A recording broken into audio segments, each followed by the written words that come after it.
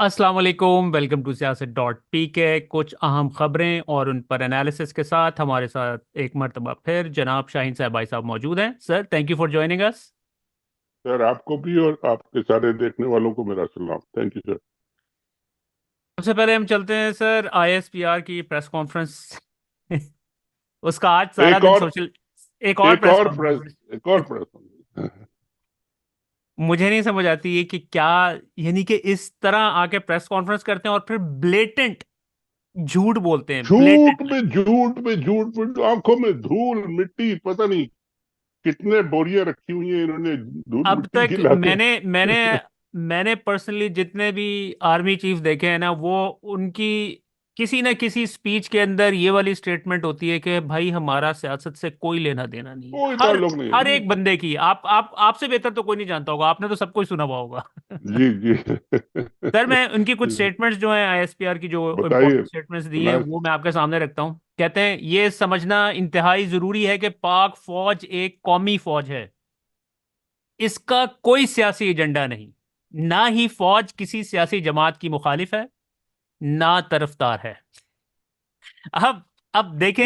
ये ये सर, ये बयान बिल्कुल सही है, लेकिन ये समझना इनके लिए जरूरी है। आम लोग तो समझ रहे हैं, समझते हैं कि ये लोग तो वो लोग हंस रहे क्या। हैं, लोग हंस, यानी कि लोगों को इन्होंने यानी कि पूरी मुल्क में इस वक्त इन्होंने तमाशा लगाया हुआ है। पूरा मुल्क जानता है कि क्या है, इनको नहीं पता। ये अपने लोगों को समझाएं ले जाके, ये अपने चीफ साहब को बताएं कि जी ये समझना आपके लिए जरूरी है कि जी पाक फौज जो है ना, ये गैर सियासी है।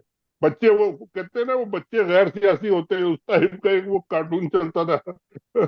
और उसमें फिर वो बच्चे बातें बातें करते थे अजीब अजीब। तो ये भी उसी तरह के बच्चे गैर सियासी होते, फौज भी गैर सियासी होती है। उसी तरह का ये कार्टून में रखाले बन जाएंगे अब बहुत सारे। सर, उसके बाद इनसे मईशत के ऊपर सवाल किया गया, तो आगे से इनका जवाब पता क्या था? जवाब दूंगा तो आप कहेंगे फौज मईशत पर बात करती है। अच्छा। इनको अब तो रिमाइंड कराएं, वो जो SIFC वो ऐसा ही ऐसे अपने 100 बिलियन डॉलर लेके आने थे इन्होंने। अब अपने कहते हैं शहीदों उसमें के हमारे से सवाल अपने ना करो।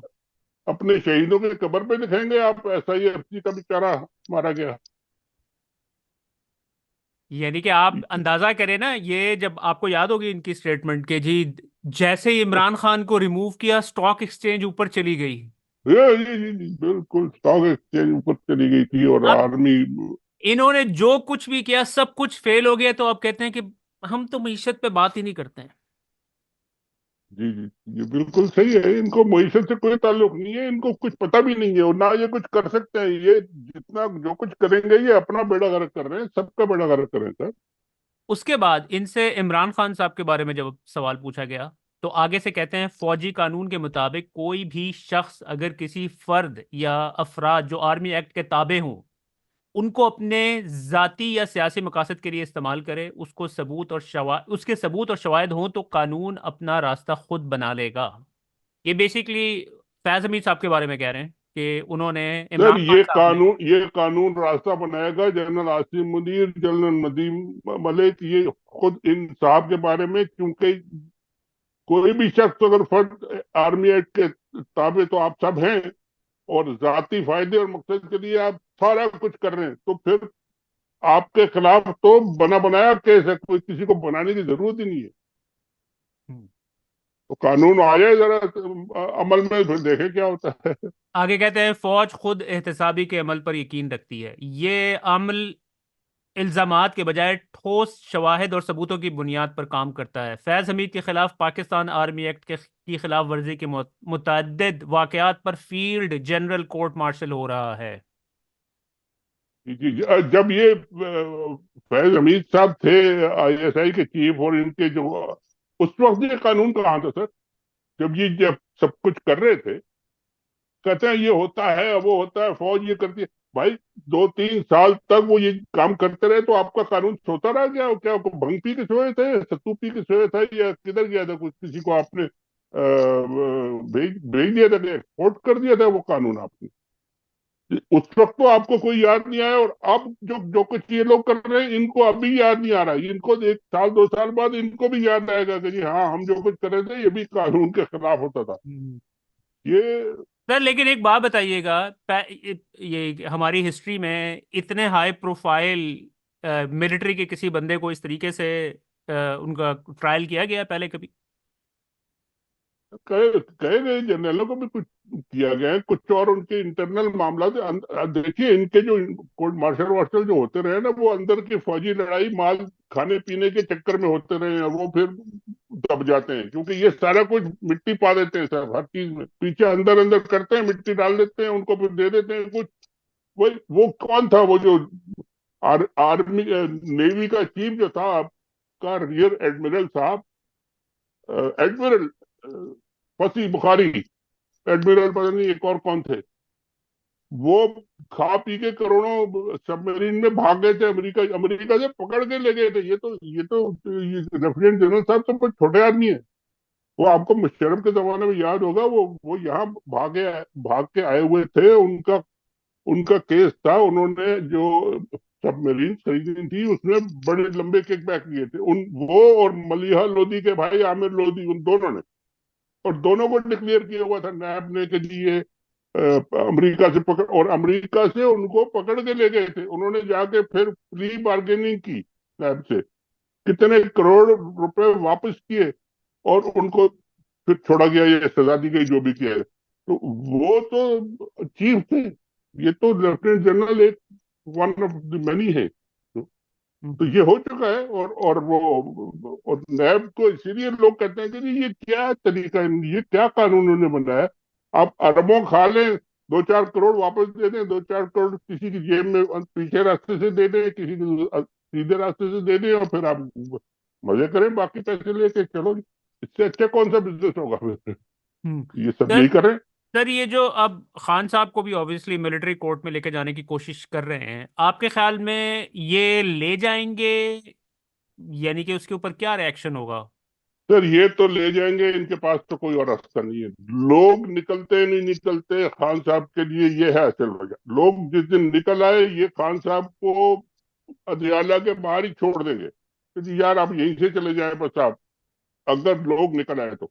और लोगों ने निकलना है, और ये जिस दिन, जैसे बांग्लादेश में जिस दिन एक दिन वो जो बंदा खड़ा हो गया था ना आग के सामने, जिसने गोलियां खाई अपने सीने पे, वो वाला सीन पाकिस्तान में होना है, और होना पड़ेगा। उसके बगैर ये जो जो बना हुआ है लोगों का, और गुस्सा भरा हुआ है, और हर एक चीख रहा है, कुछ कर नहीं रहा, ये वो वाला सीन जिस दिन हो गया, उस दिन पाकिस्तान में आप देखें कि कितना बड़ा सैलाब का रेला आता है, और फिर इन लोगों के साथ क्या होता है और किसके साथ क्या होता है।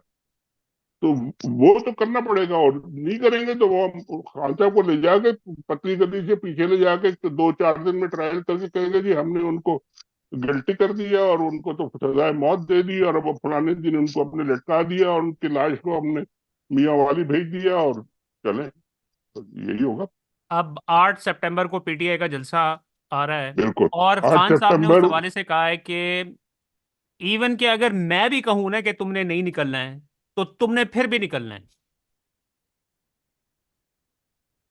बिल्कुल, ये खान साहब को ये बात क्लियर कर देनी चाहिए कि जी ये अब हमारी डेडलाइन जो है, ये डेडलाइन पे हम अब बाहर निकल रहे हैं, और ये इसका तरीका भी बता देना चाहिए कि आपने तो तरनोल या जगह को मांग रहे थे जी फलानी जगह, जलसा का मतलब क्या होता है? जलसे का मतलब ये होता है कि जी आपके फलाने लोग एक जगह पे आप जब जाके जमा हो जाए, वहां जाके लोग तकरीरें करें, यही जलसा होता है ना। और इसमें कितने लोग आ गए, फिर आप तस्वीरें दिखाते इतने लाखों करोड़ों वाले। जलसे वलसे को छोड़ें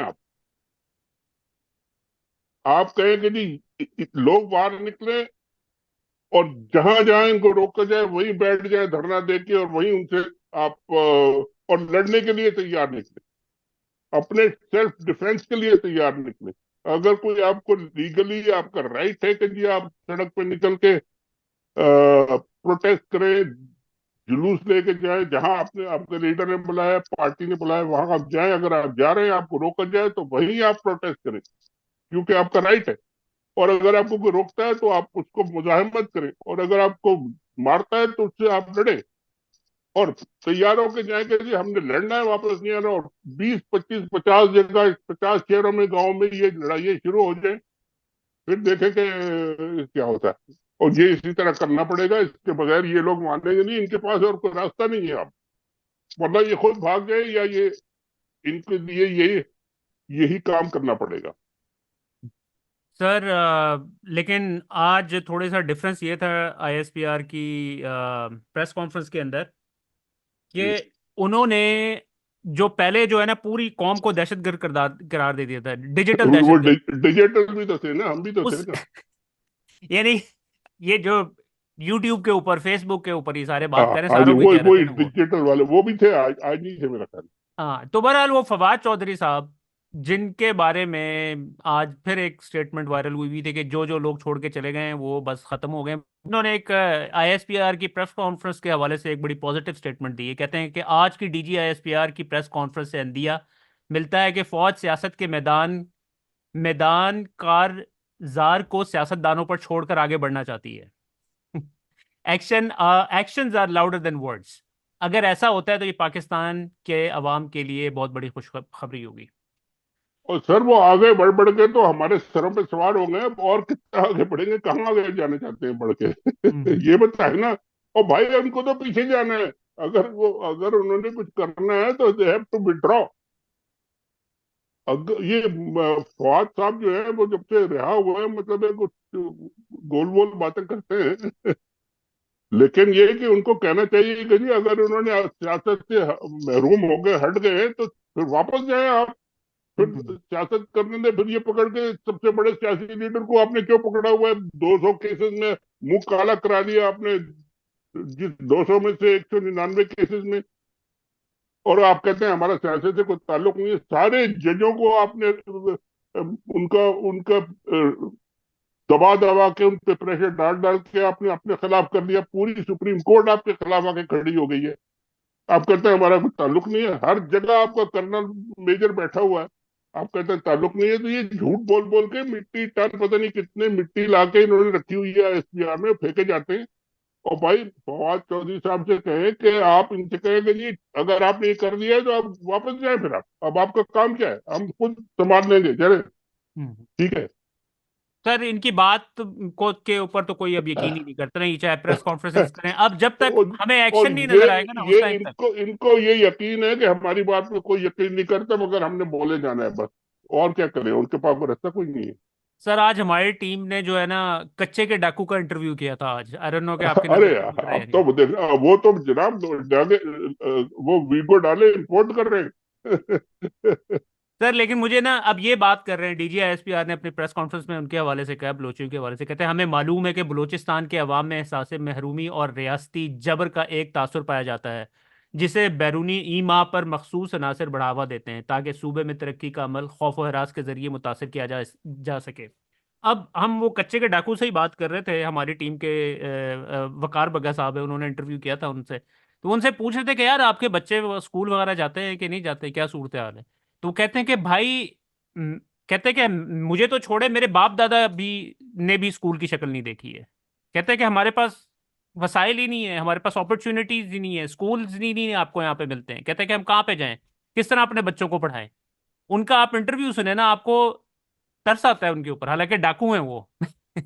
ये और वहां पे उन्होंने सूरत हाल थी। उन्होंने ये भी कहा कि जी हमें इतना बड़ा बिजनेस मिला हुआ है, चलता चलाता, बाबा से लेके दादा, हम सबके, हमारा तो फ्री के वो लगे हुए हैं। हमें कौन से स्कूल जाने की जरूरत है, हमें क्या करने की जरूरत है? हमारे पास तो इतना बड़ा अंपायर है, बिजनेस एम्पायर है, टाइकून है हम यहाँ पे। सर आप अंदाजा करें, टेलीफोन के ऊपर वो आप उनको रीच आउट कर सकते हैं, लेकिन पुलिस वगैरह ये कोई नहीं उसको पकड़ सकता सब समझ। इनके मिले हुए हैं सर, इनके अपने सबके टाउट हैं सब। एक एक ने दो दो चार चार डाकू रखे हुए हैं। जब वक्त होता है उनको बुला लेते हैं अपने डिफेंस के लिए, अपने कामों के लिए, इलेक्शन में रिगिंग के लिए, लोगों को डराने धमकाने के लिए, और फिर वो चले जाते हैं जाके आम लोगों को लूटते हैं। ये तो सारे सिस्टम का जो है ना, जड़ से गंदा चढ़ गया है सारा अंदर। और ये ऐसा ही है। और ये सब इनको कहते हैं हाँ भाई ठीक है, क्योंकि हर एक अपना अपना फायदा उठा रहा है उससे। ठीक है। सर खान साहब की कुछ स्टेटमेंट्स आई हैं, वो मैं आपके सामने रखता हूँ, फिर ये आपका तस्वीर आपने कॉमेंट लेता बड़ी हूँ। जबरदस्त लगाई है, कब की है ये? ये खान साहब जब अमेरिका गए थे, आपको याद है कि वो अच्छा कोई प्रोटोकॉल नहीं लिया था, वो लोकल ट्रेन के अंदर सफर कर रहे थे एज अ प्राइम अच्छा मिनिस्टर। अच्छा ये अच्छा उस वक्त अच्छा की अच्छा। तस्वीर है। ओके। कहते हैं मुझे सबक सिखाया जा रहा है कि ताकतवरों के सामने क्यों खड़े हुए हो। मैं सारी जिंदगी जेल में गुजार लूंगा लेकिन इनकी गुलामी कबूल नहीं करूंगा। फैसला साजों के पास कोई अक्ल नहीं, इससे अहमकाना फैसले नहीं देखे। फैसला करने वालों के पास ना अक्ल है और ना इनके पास इखलाकियात है। इन्हें 8 फरवरी के खामोश इनकलाब से जाग जाना चाहिए था। आज बता रहा हूं, मुल्क इनकलाब की जानिब बढ़ रहा है। फिर आगे चल के कहते हैं, मोहसिन नकवी के हवाले से कहते हैं, मोहसिन नकवी की ये काबिलियत है कि इसे जनरल आसिम मुनीर पसंद करता है। अपेरेंटली ये उनके रिश्तेदार हैं आसिम मुनीर के। सर, मेरा तो ख्याल है अगर कोई उनकी बेटी बेटी बची हो जनरल साहब की तो ब्याह कर दें, दामाद बना ले, बस इससे बड़ा और क्या रिश्ता होगा। हो गया इतने बड़े, तो बड़े होके मोहसिन नकवी साहब पता नहीं क्या क्या बन गए, अब और क्या करेंगे वो। उनको कुछ कुछ ना कुछ इनाम दे देना चाहिए उनको बस। यानी कि रेडी हैं, वो शादी के लिए रेडी है अब। रेडी नहीं कर नहीं, लिया वो है तो उन्होंने। वो रेडी, डैडी ने कहा है तो फिर रेडी है। जब आगे चल डैडी के कहे कहते हैं, तो। मुझे सबक सिखाने के लिए बुशरा बीबी को 7 माह से जेल में रखा हुआ है। इंटेलिजेंस बेशरम इदारों लोग के हैं सर, काम दहशतगर्द, सॉरी गो ऑन सर। बेशर्मी की हद इन्होंने तोड़ दी है सर। इनके सामने बेशरम बेशरम के लफ्ज जो है ना, कोई माने नहीं रखते। वही सब खान साहब यही ने करे। वही बात की है ना कि अखलाकियात जीरो। जीरो है, बिल्कुल जीरो। और ये समझने वाले नहीं है। डंडे से इनको, जब तक लोग सड़क पे खड़े होके डंडे लेके और बंदूकें लेके खड़े नहीं होंगे इनके सामने, इनको अकल नहीं आएगी। और जिस दिन आ गए फिर ये भाग जाएंगे, फिर ये 2 मिनट नहीं रुकेंगे। ये भी है। इंटेलिजेंस इदारों के काम दहशतगर्दी खत्म करना है। इन्हें सबसे बड़ी सियासी जमात को क्रश करने पर लगाया हुआ है। जेल की चक्की में मर जाऊंगा लेकिन वक्त की यजीद की गुलामी कबूल नहीं करूंगा। अगर जुल्म और जबर हमारे सामने खड़ा है तो मैं इसके सामने खड़ा हूं, समझौता नहीं करूंगा। कौम सुन ले, मैं इसकी खातिर जेल में हूं। अगर कोई समझता है कि मैं जेल में रहकर अपनी जगह से हिल जाऊंगा तो ये खाम ख्याली है। तमाम उम्र जेल में रहने के लिए तैयार हूं। सर, ये बातें तो अब खान साहब को कहने की जरूरत नहीं है, लोगों ने देख लिया है ऑलरेडी। सारी दुनिया ने देख लिया है। वो सारी दुनिया हैरान परेशान है कि जी ये एक ऐसा नॉन पॉलिटिकल आदमी, क्रिकेट आदमी, पूरा पॉलिटिक्स में आके और इतना बड़ा स्टैंड लेके और खड़ा हो गया है, और वो इन सबको उन्होंने पीछे छोड़ दिया है, जो बड़े बड़े लीडर बनते थे अपने आप को कहते हुए। तो ये तो अब कोई बताने की और समझाने की बात नहीं है और लोगों ने यकीन कर लिया है, इसीलिए लोग दीवाना वार आंखें बंद करके उनके पीछे हैं। और यही बात है, इसीलिए खड़े सर हैं लोग लोगों को कि तो यकीन है लेकिन जो वो ऊपर बैठा हुआ है ना बंदा, वो समझ रहा है कि शायद हम इवेंचुअली इसको ब्रेक कर लेंगे। अब उसने आइसोलेशन के अंदर रखा हुआ है इनको। सर, उनके दिमाग में अगर कोई लॉक लगे हुए हैं तो उसकी चाबियां ढूंढनी चाहिए कि वो कहाँ है सर। वो तो लगे हुए हैं अभी तक। अभी कल एक जनरल साहब को पता नहीं उसका बना दिया, पब्लिक सर्विस कमीशन का चेयरमैन बना दिया, अभी उनकी नौकरी भी खत्म नहीं लगा दिया। एक और काम किया उन्होंने, एक आईटी की मिनिस्ट्री में उन्होंने एक जनरल साहब के बेटे को, प्राइवेट सेक्टर में वो काम करते हैं, कोई कंपनी छोटे मोटा आईटी के प्रोग्रामिंग श्रोग्रामिंग करते हैं, उसको सेक्रेटरी, फेडरल सेक्रेटरी लगा दिया। फेडरल सेक्रेटरी जो कि पूरे सिस्टम में एक लोग आते हैं सीएसएस करके, पता नहीं क्या करके, secretary, joint secretary, additional secretary, secretary बनते हैं, और डायरेक्टली ला के उन्होंने रिपोर्ट करके बैठा दिया वहां पे अपने बेटे को। लो जी, सर आप कोई कर ले सिविलियन आप। अदारा बता दें सारी। अब बस आप अभी उसको बाजवा के भाई को निकाला है, वो उसका जी, पीआईए का हेड बनाया हुआ वो था क्यों उधर पकड़ा बर्मिंघम में। गया तो निकाल दिए, ना पकड़े जाते तो चल रहे थे वो, क्या बिल्कुल ऐसा ही है। सर कल नैब का डिसीजन भी आ रहा है। आप हाँ जी, कैसे बिल्कुल। देखते हैं नैब के हवाले फिर से, सॉरी जो दोनों तरफ सुप्रीम से कोर्ट ने इनकी देना तो है। मौत है। खान साहब को छोड़ दिया तो फिर इनके पास कोई रास्ता नहीं रहेगा कि खान साहब को फौजी उसमें अदालतों में ले जाएं, फौजी फौजी ट्रायल करें। और फौजी ट्रायल करना इनके लिए बहुत बड़ा बड़ा नुकसान होगा, बहुत मुश्किल फैसला होगा ये। और अगर नहीं छोड़ा तो फिर वो जाके उनको बेल वेल हो जाएगी। अगर इन्होंने फैसला दे दिया, खान साहब को भी छोड़ दिया, तो ये सारे जो बाकी चोर जो है, जो असली चोर है, वो बच जाएंगे। अगर उन्होंने नहीं छोड़ा तो वो सारे पकड़े जाएंगे। दोनों तरह से मरते हैं। एक तरफ तो इमरान खान की जान छूट जाती है, अगर उनकी जान नहीं छूटती तो वो सारे भी पकड़े जाते हैं। फिर नवाज और जरदारी और ये सारे जितने हम्म, फिर रहे वजीर आजम और वजीर आला बने, सब अंदर आ जाएंगे। हम्म।